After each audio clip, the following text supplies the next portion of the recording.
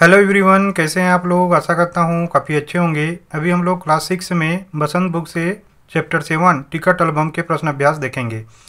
तो सबसे पहले इसमें देखिए कहानी से में जो पहला प्रश्न है जिसमें पूछा गया है कि नागराजन ने एल्बम के मुख्य पृष्ठ पर क्या लिखा और क्यों। इसका असर कक्षा के दूसरे लड़के लड़कियों पर क्या हुआ। अब इसका उत्तर देखिए। इसके उत्तर में हमको लिखना है कि एल्बम के मुख्य पृष्ठ पर लिखा था एम नागराजन, इस एल्बम को चुराने वाला बेशरम है, यह एल्बम मेरा है। जब तक घास हरी कमल लाल सूरज पूर्व से उगे पश्चिम में छिपे, उस अनंत काल तक के लिए यह एल्बम मेरा है, यह एल्बम मेरा रहेगा। ऐसा इसलिए लिखा ताकि कोई उसे चुरा न सके और एल्बम हमेशा के लिए उसी के पास रहे। इसका असर यह हुआ कि लड़कों ने इसे अपने एल्बम में उतार लिया, लड़कियों ने झट कापियों और किताबों में टिप लिया। इसमें प्रश्न दूसरा है, नागराजन के एल्बम के हिट हो जाने के बाद राजप्पा के मन की दशा क्या हुई। इसका उत्तर है, नागराजन का एल्बम हिट हो जाने के बाद राजप्पा उससे जलने लगा और उसका टिकट उसे बेकार एवं फालतू लगने लगा। उसके मन में यह भी विचार आया कि अपना कुछ टिकट नागराजन को देकर कुछ अच्छे टिकट उससे खरीद ले, मगर हिम्मत नहीं हुआ, तो अंत में उसका एल्बम चोरी कर लिया। इसके बाद देखिए जो नेक्स्ट प्रश्न है, प्रश्न नंबर 3, वो है एल्बम चुराते समय राजप्पा किस मानसिक स्थिति से गुजर रहा था। तो इसका उत्तर लिखेंगे कि एल्बम चुराते समय राजप्पा बहुत डरा हुआ था। डर और घबराहट में उसका दिल तेजी से धड़क रहा था। उसके मन में डर था कि कहीं कोई देख न ले। चोरी करके घर जाने के बावजूद उसका डर एवं घबराहट खत्म नहीं हुआ था। वह रात में खाना भी नहीं खाया। उसका चेहरा भयानक हो गया था। उसे रात भर नींद भी नहीं आया। एल्बम को तकिया के नीचे रखा था। उसका ऐसी स्थिति देखकर घर वाले चिंतित हो गए थे। इसके बाद अगला देखिए प्रश्न 4 है, राजप्पा ने नागराजन का टिकट एल्बम अंगीठी में क्यों डाल दिया। अप्पू ने राजप्पा को डरा दिया था कि नागराजन के पापा पुलिस में शिकायत करेंगे। जब माँ ने किवाड़ खटखटाया तो राजप्पा ने समझा कि पुलिस आ गई है। उसने हड़बड़ाहट में वह एल्बम अंगीठी में डाल दिया जिससे पुलिस को एल्बम का पता न चले। इसमें प्रश्न 5 है, लेखक ने राजप्पा के टिकट इकट्ठा करने की तुलना मधुमक्खी से क्यों की। इसका उत्तर लिखेंगे, जिस प्रकार मधुमक्खी फूलों से घूम घूम कर शहद इकट्ठा करती है, उसी प्रकार राजप्पा भी सारा दिन घूम घूम कर टिकट इकट्ठा करता था। इसलिए लेखक ने राजप्पा के टिकट इकट्ठा करने की तुलना मधुमक्खी से किया है। इसके आगे देखिए कहानी से आगे में पहला प्रश्न है कि टिकटों की तरह ही बच्चे और बड़े दूसरी चीज़ें भी जमा करते हैं। सिक्के उनमें से एक हैं। तुम कुछ अन्य चीज़ों के बारे में सोचो जिन्हें जमा किया जा सकता है, उसके नाम लिखो। तो इसके उत्तर में लिखेंगे, टिकटों और सिक्कों के अतिरिक्त ग्रीटिंग कार्ड, पेन, पुस्तकें, प्ले कार्ड, पत्ते, चित्र, पेंटिंग्स, बैग, जूते या कुछ अनमोल कलाकृतियाँ जमा की जा सकती हैं। इसके बाद देखिए प्रश्न नंबर इसी में दूसरा है कि टिकट एल्बम का शौक़ रखने के राजप्पा और नागराजन के तरीके में क्या फ़र्क है। तुम अपने शौक़ के लिए कौन सा तरीका अपनाओगे। तो इसका उत्तर लिखेंगे कि नागराजन को टिकट एल्बम अपने मामा से मिला था, जबकि राजप्पा ने अपने एल्बम के टिकटों को स्वयं से मेहनत करके बनाया था। एक एक टिकट को एकत्रित करने के लिए वह कई मीलों तक चला था। मैं अपना शौक़ को पूरा करने के लिए राजप्पा का तरीका ही अपनाना चाहूँगा। अब इसका तीसरा प्रश्न है, इकट्ठा किए हुए टिकटों का अलग अलग तरह से वर्गीकरण किया जा सकता है, जैसे देश के आधार पर, ऐसे और आधार सोच कर लिखो। तो इसका उत्तर लिखेंगे, एकत्रित किए हुए टिकटों को निम्न आधार पर वर्गीकृत किया जा सकता है। पहला, मूल्य के आधार पर। दूसरा, आकार के आधार पर। तीसरा, सन समय के आधार पर। चौथा, महापुरुषों के आधार पर। और पाँचवा, ऐतिहासिक घटनाक्रम के आधार पर।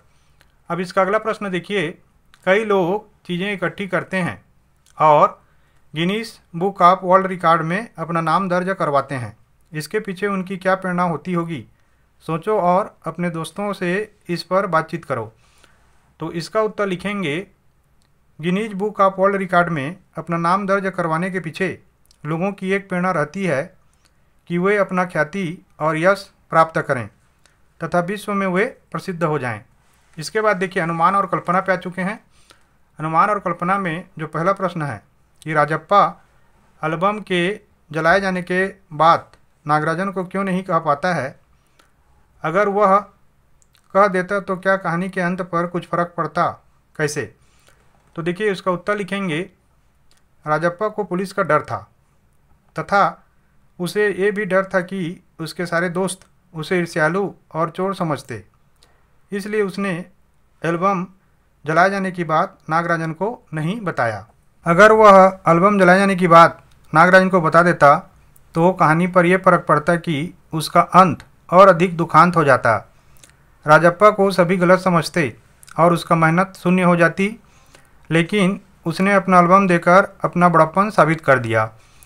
अब प्रश्न 2 देखिए इसी का कि कक्षा के बाकी विद्यार्थी स्वयं एल्बम क्यों नहीं बनाते थे, वे राजप्पा और नागराजन के एल्बम के दर्शक मात्र क्यों रह जाते हैं, अपने शिक्षक को बताओ। तो देखिए इसके उत्तर में लिखेंगे कि बाकी विद्यार्थियों में समय, परिश्रम और रुपए खर्च करने की क्षमता नहीं थी, इसलिए वे राजप्पा और नागराजन के एल्बम के ही दर्शक बने हुए थे। भाषा की बात पे आ चुके हैं। पहला प्रश्न है, निम्नलिखित शब्दों को कहानी में ढूंढकर उनका अर्थ समझो। अब स्वयं सोचकर इनसे वाक्य बनाओ। पहला है खोसना। खोसना का अर्थ होता है फंसाना। इसका वाक्य प्रयोग है, राम ने अपनी पत्नी के बाल फूलों का गजरा खोस दिया। दूसरा है जमघट। जमघट का मतलब होता है भीड़। इसका वाक्य प्रयोग है, दुर्घटना देखने के लिए लोगों का जमघट लग गया। तीसरा है टटोलना। टटोलना का मतलब होता है खोजना, ढूंढना। वाक्य प्रयोग है, नींबू को खाने के लिए सब्जी की थैली टटोली परंतु नहीं मिली। चौथा है कूढ़ना। कूढ़ना का मतलब होता है अपने आप पर गुस्सा करना। इसका वाक्य प्रयोग है, अपनी बुराई सुनकर वह कूढ़ने लगा। पांचवा है ठहाका। ठहाका का अर्थ होता है जोर से हंसना। इसका वाक्य प्रयोग है, रोज सुबह ठहाका मारकर हंसना स्वास्थ्य के लिए लाभदायक होता है। छठवां है अगवा। अगवा का अर्थ होता है आगे चलने वाला। इसका वाक्य प्रयोग है, क्रीड़ा प्रतियोगिता में मोहन अपने स्कूल का अगुवाई कर रहा था। सातवां है पुचकाना। पुचकाना का अर्थ होता है प्यार से बुलाना। वाक्य प्रयोग है, बच्चे को रोते देखकर माँ ने उसे पुचकारा। आठवां है खलना। खलना का अर्थ होता है पछताना। राम का धोखा श्याम को जिंदगी भर खलेगा।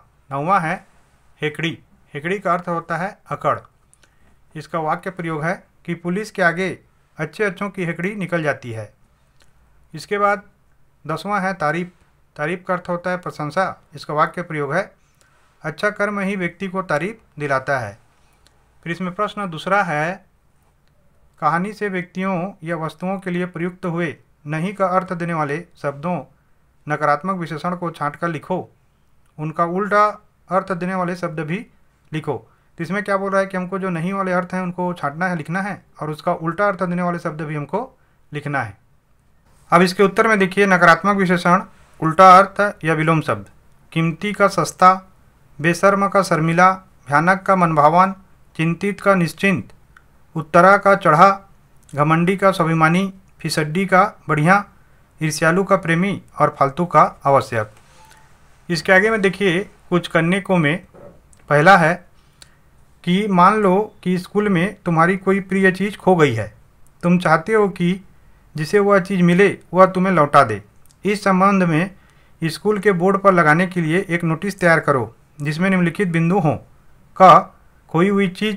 ख, कहाँ खोई। ग, मिल जाने पर कहाँ लौटाई जाए। घ, नोटिस लगाने वाली का नाम और कक्षा। तो देखिए ये नोटिस लेखन के ऊपर प्रश्न है जो आगे जाने वाले कक्षाओं में आपके बहुत ज़्यादा काम आएगा। नोटिस लेखन में सबसे पहले इस प्रकार के एक आयताकार बॉक्स बनाते हैं। ध्यान से देखिए, ये बॉक्स मैंने बनाया हुआ है। इसके बाद जो स्कूल में आप पढ़ते हैं ना उसका नाम लिखेंगे। जैसे कि यहाँ पे मैंने लिखा है पटेल पब्लिक स्कूल किलो विहार रायगढ़।